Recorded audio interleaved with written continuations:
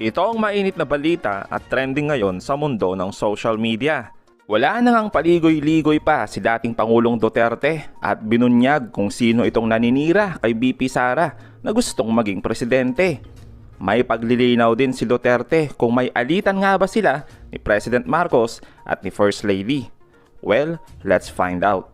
Binasag na nga ni dating President Duterte ang nakikita niyang dahilan bakit ganon na lamang siraan si BP Sara at kung ano-ano di umanong mga kaso ang binabato sa kanila. It's all politics.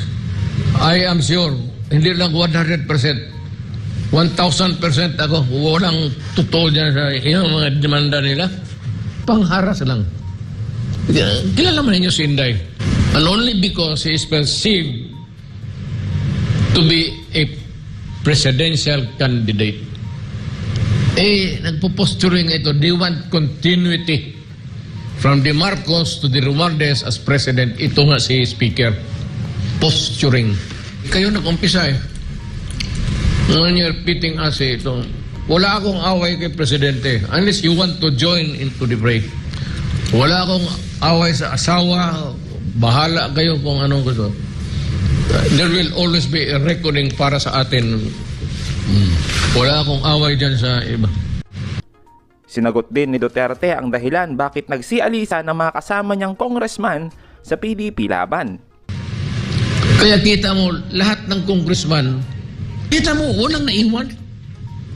Nagpuntahan doon sa partido ng speaker. Ikaw kung common sense ka na tao, bakit? Bakit kayo nang iniwan ninyo yung partido ninyo? Lahat nagpuntahan ka agad. What's the reason? Congressman kaya sila. Partido, nanalo sila PDP.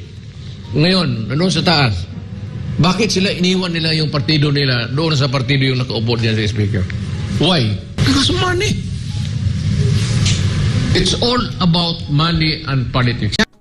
Sa huli, nag-iwan ng isang matinding babala si dating Pangulong Duterte sa taong bayan na dapat nating malaman. Kayong mga Pilipino lahat, makikinig sa akin. Total, paalis na rin ako. Mamamatay na ako. Matanda na ako. Ito lang iniwan ko sa inyo na warning. The institution of Congress will always remain pure. Walang problema. It's the membership from time to time.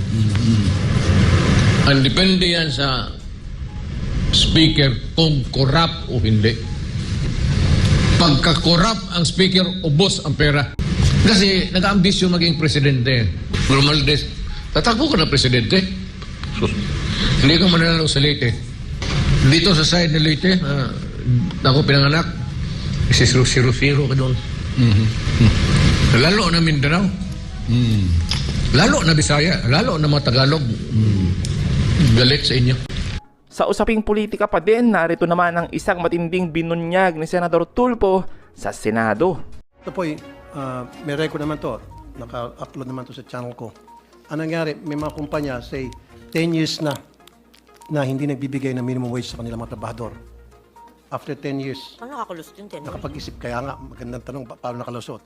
After 10 years, magmamarcha po yung mga empleyado, gagawa akong computation. There are times, nakakasingil po ako yung program ko ng 2 million, 3 million, ang pinakamalaki yata na singil 5 million dahil parang 15 sila mga empleyado, nasingil ko na hindi kayang singilin ng dole, hindi sa pagmamayabang, dahil sa akin, nasingil ko na obliga yung kumpanya na bayaran, pero after 10 years. Pero kasing limit ngayon, up to 5 years lang ata ang pwede masingil. So kung lumapit sa akin yung mga empleyado, 10 years after, sorry na lang yung 5 years. Parang ganoon ata hanggang 5 years lang ata pwede makolekta.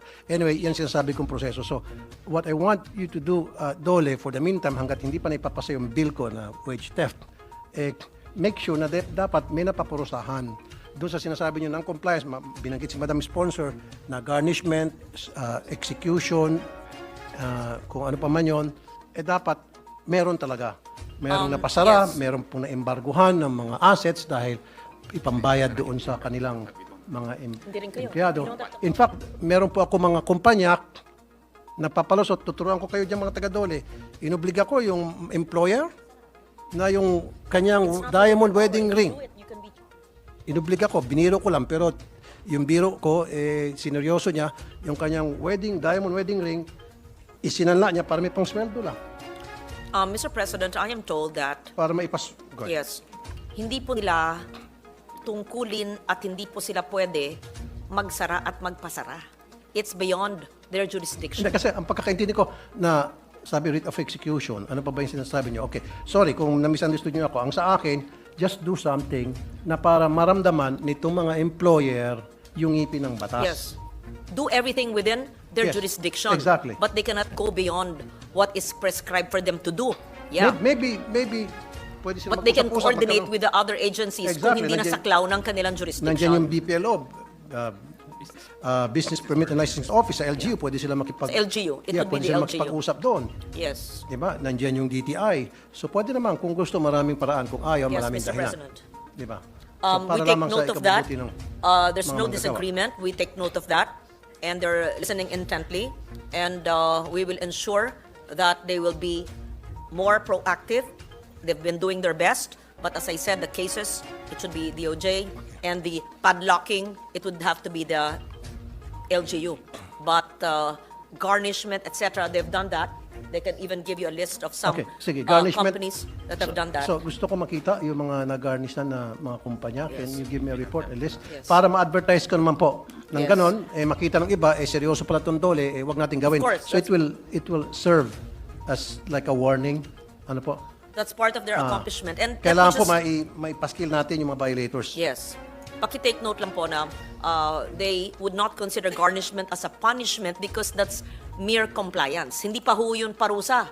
Kasi pag gina-garnish mo, ibig sabihin kasi non-compliant sila, so that's part pa lang ng compliance, hindi pa sila I know, pinaparusahan. pero at least accomplishment po yun. Yes. At least ibig sabihin, kumikilos po yung dole. Yes. At makikita din doon yung mga nag-garnish na kumpanya. Sasabihin ng mga kumpanya, ayaw ko malagay dyan sa listahan, ayaw ko ma-advertise. Kailangan bago dumating yan, magbabayad nila ako ng tama Yes. sa mga empleyado. That was my point. So at least kung ano yung nagawa ng dole, ibigay nyo sa akin para ipakita ko, ito, nasasampulan sila, hindi nagbabayad, nag-garnishan sila. Diba? We take Naobliga note sila of that. magbayad. Yes, Mr. President. Yeah, okay. So let's move on. Isa na lang po. December on or before December 24, dapat po ibibigay yung 13-month pay at malapit na po ang Pasko. Every single year, starting January 10, pataas. Sa Action Center ko po, 80% ng pila hindi po binibigay ang 13-month pay. Ano pong polisiya ang ginagawa po ng dole para masiguro na yung 13-month pay po ay naibibigay talaga? Non-compliance pa rin. Non-compliance pa rin yan eh. Pareho rin po eh. Opo. Kasi ngayon po, magpapasko na. Alam niyo po, Yeah. yung 13-month pay, Agree. doon po sa mga maliit nating kababayan, inaasahan po nila kasi extra money yan. Pinaplano nila. Ano Agree. bibili ko sa 13-month pay? Bibilihan ko ng sapatos yung aking bunso. Bilihan ko ng damit yung aking panganay. Kumbaga, pinapartition na nila yan sa isip nila kung anong gagawin. And then, boom, hindi bibigay. Kawawa naman. Tayo po isang ayon talaga. Malaking bagay ang 13-month pay. At sana pag kumikita naman, gawin pang 14-month pay. Pero yung nag-issue na po sila ng labor advisory para ipaalala po na bago pang Desyembre ay ibigay na yung 13-month pay. Okay. Paalala po. Anong klaseng paalala, Dole? Yung labor advisory. that will be coupled with Yes. inspection. Did you do it hard copy? Or So email? doon po sa nagbabiolate at hindi nagbibigay ng 13-month pay, halimbawa, pipila ho sa action center ko sa January, ano pong magandang gawin kaya sa mga yon, sa mga sa mga bad na yon, mga tao? Inspect the establishment and employer. Anong magandang gawin? Oh, yung mga very bad. Kasi yung kasi sagot po, ko- I assure you, by January 10 pataas, dadagsain na naman po ang action center ko ng mga pobre nating magkagawa nagreklamo sa pagkat hindi po nabigyan ka ng 13-month pay. So they end up na pupunta sa sari-sari store, kindly mangutang para furnish- sa kanilang Noche Buena, etc. Mr. President, pakibigay rin po yung mga pupunta sa inyo na hindi napunta sa kaalaman ng dole para po makita rin nila at magawa nila ang kaya nilang gawin. Kung hindi po nabayaran. Kung Kaya hindi po, nila alam. ang tanong ko nga po, paano In po? short, share information Yes. with each other. Ganun pong ginagawa ko, Madam President. Tumatawag ko sa Dole. In fairness sa Dole, sila po tinatawagan ko rin. Kaya ang tanong ko lang po, kasi this has been happening for so many years, parang regular, naging norm na eh. Kumbaga parang normal na lang na every year, merong mga kinakawawa. Yung sa akin sana, pahinto na natin na dapat every year, wala na pong kawawang mga manggagawa na ibibigay na po yung 13-month pay kasi nasa batas po yan at karapat-dapat na matanggap nila yan. Sabi ko nga po, marami sa kanila, kasi extra money yan, malayo pa lamang, pinaplano nila kung paano gastusin yung 13-month pay, kasama na dyan pang Noche Buena, tapos hindi pala nabigay, kawawang-kawawa naman sila.